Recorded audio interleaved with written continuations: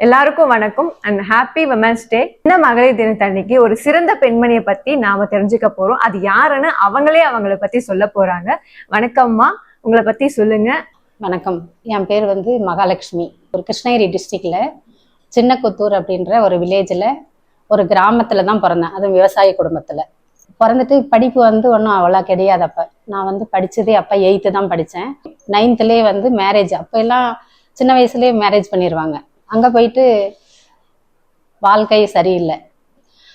அதனால் அங்கே ஒரு 3 வருஷம் அங்கே இருந்தேன். அங்கே இருக்கும்போது ஒரு பொண்ணு எனக்கு பாப்பா பிறந்துச்சு. அதுக்கப்புறம் என்னால் முடியாமல் அங்கேருந்து எங்கள் அப்பாவே அங்கே இருக்கிற பிரச்சனைகள் எல்லாம் பார்த்து நீ வந்துருமா அப்படின்னு எங்கள் வீட்டுக்கு கூப்பிட்டு வந்துட்டாங்க. அப்புறம் குழந்தையும் எடுத்துகிட்டு போயிட்டு அங்கே படிக்க ஆரம்பித்தேன். 9th 10th அங்கே முடிச்சுட்டு அங்கே அந்த சர்வீஸ் ஹோம்லே நான் 3rd ரேங்க்கு எக்ஸாமில் கிளாஸ்லேயே 3rd வந்தேன். ஒரு நர்ஸாக மற்றவங்களுக்கு சேவை செய்யணும்னு இந்த வழி காமிச்சாரா என்னன்னு தெரியல. நர்சிங் போகிறேன்னு சொல்லிட்டு கடலூரில் தான் நான் படித்தேன். நர்சிங் போஸ்டிங் எனக்கு வில்லேஜ் ஹெல்த் நர்ஸுக்கு போஸ்டிங் கிடச்சிது. ஃபஸ்ட்டு நான் ஜாயின் பண்ணதே கடத்தூர் தருமபுரி டிஸ்ட்ரிக்டில் Kadathur PHC Sungarali health sub centre Sungarali, அதில் தான் ஜாயின் பண்ணி என் தொழில் ஆரம்பித்தேன். ரொம்ப சிறப்புமா. உங்களுக்கு திருமணம் சின்ன வயசுலேயே பண்ணிட்டாங்க. அதுவும் இல்லாத அந்த சின்ன வயசுலேயே உங்கள் கணவரை விட்டு நீங்கள் பிரிஞ்சதா சொன்னீங்க, அதுவும் ஒரு கை குழந்தையோட.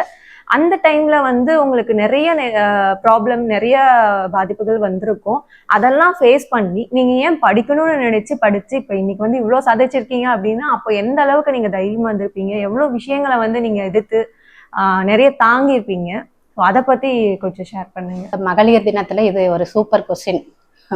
மகளிர் தினத்துல அந்த காலத்துல வாள் எடுத்து சண்டை போட்ட பெண்மணிகள் எல்லாம் இருந்தாங்க, வீர பெண்மணிகள். ஆனா இன்னைக்கு இருக்கிற பெண்கள் சின்ன சின்ன விஷயத்துக்கெல்லாம் ஒரு மாதிரி ஆயிடுறாங்க, ரொம்ப எப்படி சோர்ந்து போறாங்க. அது இருக்கக்கூடாது. இன்னைக்கு நான் அப்படி நினைச்சிருந்தா ஒரு நேஷனல் அவார்டு, தேசிய விருது வாங்கியிருக்க முடியாது. எனக்கு அந்த தைரியம் இருந்ததுனால தான் கை குழந்தையோட படிக்க போனேன். சமூக நலத்துறை சேவை இல்லத்துல படிக்க போனேன். அப்புறம் நான் என்ன சொல்றேன்னா, இந்த தினத்துல பெண்கள் யார் எது நம்மளை பேசினாலும் நீங்க அதுக்காக மனதளவுல கொஞ்சம் கூட சோர்ந்து போகாதீங்க. என்ன கூட சொன்னாங்க, கை குழந்தைய எடுத்துட்டு நான் படிக்க போகும்போது, இப்ப போய் இந்த வயசுல போய் எங்க படிக்க போற, அப்படி என்ன இப்ப படிச்சு கலெக்டர் ஆக போறா அப்படின்னு சொல்லுவாங்க. படிக்க போறாலோ இல்ல வேற எங்க போறாலோ, இந்த மாதிரி வார்த்தைகள் எல்லாம் நான் என் காதால கேட்டேன். ஆனா அதையெல்லாம் தாண்டி நான் படிச்சுட்டு இன்னைக்கு இந்த நிலையில இருக்கும்போது, அதே வாய் என்ன குறை சொன்ன வாயை இன்னைக்கு இருந்தா மகாலட்சுமி மாதிரி இருக்கணும். நான் இங்க உங்களை பேட்டி எடுக்கிறதுக்கான முக்கிய காரணம் நீங்க வாங்கின அவார்டு, அதாவது நேஷனல் அவார்டு. அதுவும் யார்கிட்ட அப்படின்னா நம்ம முன்னாள் ஜனாதிபதி டாக்டர் APJ அப்துல் கலாம் அவரோட கையால நீங்க வாங்கின அந்த அவார்டு. அதை பத்தி நீங்க ஷேர் பண்ணுங்க. அவர்கிட்ட அவார்டு வாங்கினது தான் பெரிய விஷயம்தான். எனக்கு ரொம்ப சந்தோஷம். அதில் பணியை சிறப்பாக செஞ்சதுனால தான் எனக்கு ஒரு நேஷனல் விருது கிடைச்சிது. அதுவும் அவர் கையால் வாங்கினது எனக்கு அதை விட இன்னும் சிறப்பு. எனக்கு நேஷனல் அவார்டு வரும்போது எங்களுடைய டிஸ்ட்ரிக்ட் டிடி ஃபோன் பண்ணுறாரு எனக்கு, ஏமா உனக்கு நேஷனல் அவார்டு வந்திருக்குமா அப்படின்ட்டு. எனக்கு அப்போ நேஷனல் அவார்டு என்னன்னே தெரியாத அளவுக்கு இருக்கேன். சரி, வருஷம் நமக்கு டிஸ்ட்ரிக்ட் கலெக்டர்கிட்ட ஒரு அவார்டு கொடுக்குறாங்க, அந்த போல் ஏதோ சொல்கிறாரு அப்படின்னு சொல்லிட்டு நான் நினைக்கிறேன். அப்புறம் ஒரு 1 hour கழித்து எங்கள் DPH ஃபோன் பண்ணார். ஃபோன் பண்ணி உனக்கு சந்தோஷமாமான்னு கேட்டார். ஓ, இது என்ன எல்லாரும் ஃபோன் பண்ணி கேட்குறாங்க அப்படின்ட்டு. அப்போ தான் எனக்கு இது ஒரு பெரிய அவார்டோ, இவங்கெல்லாம் கேட்குறாங்க அப்படின்னு நினச்சேன். அந்த டெல்லி அனுப்பும் போது கூட சரி, அதான் ஃபஸ்ட்டு டைம் எனக்கு ஃப்ளைட்டில் போகிறேன்னா நான் சின்ன பிள்ளையில அண்ணாந்து பார்த்து தான் பார்த்துருக்கேன் வழியே. ஆனால் ஃப்ளைட் ஏறுறது அப்படின்றது இது என் உழைப்புக்கு கிடைச்சது. இல்லைன்னா நான் ஃப்ளைட்டெல்லாம் போய் ஏறி இருக்க மாட்டேன். அதுக்கப்புறம் போய் இறங்கும் போது கரெக்டாக தமிழ்நாடு மகாலட்சுமின்னு போர்டு போட்டு நின்று இருந்தாங்க. அதை பார்த்த உடனே தான் எனக்கு சினிமா ஞாபகமெல்லாம் வந்துச்சு. ஓ, ஃப்ளைட் இறங்கி போனால் போர்டு வைக்குவாங்க இப்படிதானோ அப்படின்னு சொல்லிட்டு பேசினாங்க. அப்போ நாங்கள் போனது இந்தியா லெவலில் 17 பேர். அதில் இந்தியா லெவலில் வில்லேஜ் ஹெல்த் நர்ஸ்னா நான் மட்டும்தான். மற்றது எல்லாமே டாக்டரு, ஏஎன்எம், இப்படி ஒவ்வொரு கேட்டகரியில் ஒவ்வொருத்தர் வந்தாங்க. நான் போனது உடனே சிறப்புமா, சந்தோஷமா, தமிழ்நாட்டில் இருந்து வரையம்மா அப்படின்னாங்க. ஆமாங்க ஐயா அப்படின்னு. சரி, ரொம்ப சந்தோஷம். அப்புறம் அவார்டு வாங்கிட்டு வந்த பின்னாடி அதோட அவர் போகல. மற்ற அதிகாரிகள், மற்ற அரசியல்வாதிகள் ஆகட்டும், அதிகாரிகள் ஆகட்டும், அந்த பணிவை நான் யாருக்கிட்டையும் பார்த்ததே கிடையாது. அவர் மறுபடியும் மீட்டிங் முடிச்சுட்டு டைனிங் ஹாலில் போய் நின்று நாங்கள் சாப்பிட்றதுக்கு எல்லாருக்கும் தட்டு பிளேட் எடுத்து எல்லாருக்கும் கொடுத்தாரு. யாருக்கு என்ன வேணுமோ போய் போட்டு சாப்பிடுங்கம்மா அப்படின்னு சொல்லிட்டு எல்லாரையும் சாப்பிட வச்சு, அப்புறம் குரூப் ஃபோட்டோ எடுத்து எல்லாரும் பத்திரமா போயிட்டு வரணும். அந்தந்த லாங்குவேஜ் அவங்கவுங்க கிட்ட என்னென்ன பேசணுமோ என்கிட்ட நல்லா தமிழ்லேயே பேசினாரு. நீங்க 1996ல வந்து உங்களோட சர்வீஸை வந்து ஸ்டார்ட் பண்ணீங்க. அந்த டைம்ல பாத்தீங்கன்னா நீங்க நிறைய நார்மல் டெலிவரி பண்ணியிருப்பீங்க. அந்த டைம்ல நிறைய பெண் சிசு கொலைகள் வந்து நடந்தது. உங்ககிட்ட டெலிவரி ஆனவங்க பெண் சிசு கொலைகள் அந்த மாதிரி ஏதாவது ஈடுபாடு இருந்திருக்கா? அந்த டைம்ல நீங்க ஏதாவது ஃபேஸ் பண்ணியிருக்கீங்களா?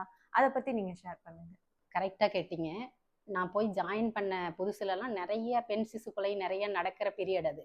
அதுவும் தருமபுரி டிஸ்ட்ரிக்ட்னா அதிகம், ஃபஸ்ட்டு ஸ்டேட் லெவல் ஃபஸ்ட்டுன்னுவாங்க. அந்த மாதிரி பீரியடில் தான் நான் போய் ஜாயின் பண்ணேன். அப்போ தடுக்கிற சட்டமெல்லாம் வந்துச்சு, தொட்டில் குழந்தையெல்லாம் ஆரம்பித்தாங்க. இதை வந்து தடுக்கணும்னு நான் நிறைய முயற்சி பண்ணியிருக்கேன். அப்படி இருந்தும் ஒரு பொண்ணு டெலிவரிக்கு என்கிட்ட வந்தது. ஃபஸ்ட்டு பொண்ணு, ரெண்டாவது பொண்ணு பிறந்துருச்சு. அந்த பொண்ணு ஓன்னு அழ ஆரம்பிச்சிருச்சு. அழாம இருந்துச்சு. ஏம்மா அப்படின்னு. அக்கா இது ரெண்டாவது பொண்ணுன்னா எங்கள் அம்மா கொன்னுறான்னு சொல்கிறாங்க. இல்லை நாங்கள் என்ன டெலிவரி பார்த்தா ஒரு 2 hours 3 hours வைப்போம், உடனே வீட்டுக்கு அனுப்பிச்சிடுவோம். அதை ஹெல்த் சப் சென்டரில் சின்ன சென்டர் தான், அதில் பார்த்து அனுப்பிச்சி விட்ருவோம். அங்கெல்லாம் டாக்டருங்கெல்லாம் கிடையாது. இருந்தாலும் நான் அவங்கள வீட்டுக்கு அனுப்பிட்டு எனக்குள்ள ஒரு உறுத்தல், அந்த பொண்ணு அழுதுதே எனக்கு மனசில் வந்துட்டு இருந்தது. அதன் பக்கமேன்றதுனால சென்டருக்கு பக்கத்துலேயே வீடு. ஒரு 1 hour கழிச்சு நான் போனேன். போன உடனே அந்த பொண்ணு பெட்டில் உட்காந்துருக்கு, ஆனால் குழந்தை பக்கத்தில் இல்லை. எங்கம்மா குழந்தை அப்படின்னு சொல்லி கேட்டேன். அப்புறம் அம்மா எடுத்துகிட்டு போயிருக்காங்க உள்ள அப்படின்னு. நான் டக்குன்னு ஓடி போய் கிச்சனுக்குள்ளே போகிறதுக்குள்ளே அந்த அம்மா என்ன செஞ்சுருக்காங்க, குழந்தைய ஒரு ஈரத்துணி வெள்ளை துணியில் சுற்றி கமுத்து படுக்க வச்சுட்டு இருக்கிறாங்க. அந்த கிச்சன் கீழே அந்த இதில் ஸ்லாபுக்கு கீழே படுக்க வச்சுருக்காங்க. டக்குன்னு ஓடி போய் நான் குழந்தைய தூக்கி எடுத்து பார்த்தா குழந்தை எப்படி பரவாயில்ல உயிர் இருந்துச்சு குழந்தைக்கு. பார்த்தா வாயில் நுர வந்த மாதிரி வந்துச்சு. லாஸ்ட்டில் வாயை திறந்து பார்த்தா நெல் 2 போட்டு விட்டுருந்தாங்க வாய்க்குள்ளார. அதை எடுத்துட்டு அப்புறம் குழந்தைய தட்டி சரிப்படுத்தி குழந்தை அழ ஆரம்பிச்சிருச்சு. அன்னைக்கும் அவங்க நல்லா படித்தவங்க தான், இருந்தாலும் அந்த தவறை ஏன் செஞ்சாங்கன்னு தெரியல. குழந்தைய நான் டைரெக்டாக காப்பாற்றி கொடுத்தேன். அந்த குழந்தை நல்லா இப்போ படித்து நல்லா இருக்கா. பெண்களுக்கு கல்வி எந்த அளவுக்கு முக்கியம், அது அவங்களோட வாழ்க்கையை எந்த அளவுக்கு மாற்றும் அப்படின்னு நீங்க என்ன கருத்து சொல்ல விரும்புறீங்க? இந்த கேள்விக்கு பதில் வந்து என்னுடைய வாழ்க்கையே எடுத்துக்காட்டு தான். அப்போ வந்து எங்கள் அப்பா வந்து படிக்காதவர்னாலும் ஒரு 8th வரைக்கும் என்னை படிக்க வச்சதுனால தான் இன்னைக்கு என்னுடைய வாழ்க்கை இந்த அளவுக்கு உயர்ந்தது. இந்த மகளிர் தினத்தில் வந்து நான் உங்களுக்கு எடுத்து சொல்கிறது என்னென்னா, பெண்களை பாதுகாக்கணும், பெண்களை படிக்க வைக்கணும். இதை நான் சொல்லி இதை ஒரு வேண்டுதலாக நீங்கள் எடுத்துக்கணும்னு சொல்லிட்டு நான் இதை முடிச்சுக்கிறேன். வணக்கம். ரொம்ப நன்றிம்மா. இவ்வளோ நேரம் உங்களோட லைஃப் ஜேர்னியை பற்றி ஷேர் பண்ணதுக்கு ரொம்ப நன்றி. அண்ட் பார்த்தீங்கன்னா உங்களை மாதிரி ஒரு பொறுமையும் மக்களுக்கு உதவணும் அப்படின்ற மற்றவங்களுக்கு உதவணும் அப்படின்ற ஒரு மனப்பான்மை எல்லாருக்கும் இருந்தால் ரொம்பவே நல்லா இருக்கும். அண்ட் தேங்க்யூ எல்லாருக்கும். ஸோ நம்ம மகாலட்சுமி அம்மா அவங்கள பற்றி இவ்வளோ நேரம் ஷேர் பண்ண அவங்களோட லைஃப் ஜேர்னியை பற்றி நிறைய பேர் இன்ஸ்பயர் ஆயிருப்பீங்க. ஒரு சிங்கிள் பேரண்ட்டாக, அதுவும் 15 வயசுல கணவரால் கைவிடப்பட்டு ஒரு கை குழந்தையோட அவங்க ஸ்கூலுக்கு போய் படித்ததுனால மட்டும்தான் இவ்வளோ பேர், இவ்வளோ புகழ் அண்ட் இவ்வளோ அவார்டு அவங்க வாங்கியிருக்காங்க. அண்ட் ஒரு விமனுக்கு எஜுகேஷன் ரொம்ப முக்கியம். Happy women's day. மகளிர் தின வாழ்த்துக்கள்.